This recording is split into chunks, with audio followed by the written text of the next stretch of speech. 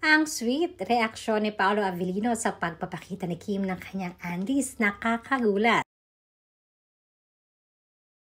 Usap-usapan nga ngayon sa lahat ng social media platforms ang bagong calendar girl ng Tanduay Rap. Madaming mga netizens ang sadya namang nag-antay kung sino nga ba ang mystery model ng Tanduay ngayong 2025. Sa unang labas pa lamang ng teaser at commercial nito ay madami na kaagad ang nakahula kung sino nga ba ang napakagandang babaeng ito. At hindi nga nagkamali ang marami dahil indeed ay si Kim Chiu, ang bagong calendar model ng Tanduay Ram. Umani nga ang video clip nito ni Kim Chiu ng napakaraming positive comments galing na rin sa mga netizens.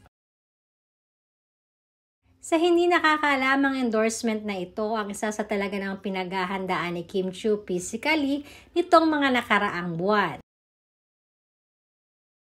At wala namang duda na sadyang swak na swak naman ang isang Kim Chiu para sa ganitong mga projects at endorsements.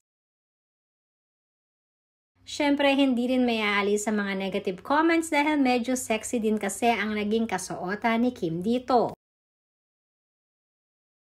Lalo na sa nakaraang teaser niya na naka-undies lamang na violet color si Kim Chiu. Ayon naman sa aming source ay todo di umano ang naging pagsuporta ni Paolo Avellino kay Kim Chiu sa endorsement project na ito.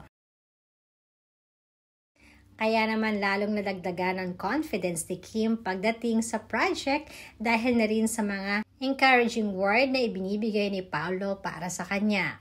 Maraming netizens naman ang nagulat sa naging reaksyon ni Paolo Avellino dahil akala di umano na nakararami ay siloso si Paolo.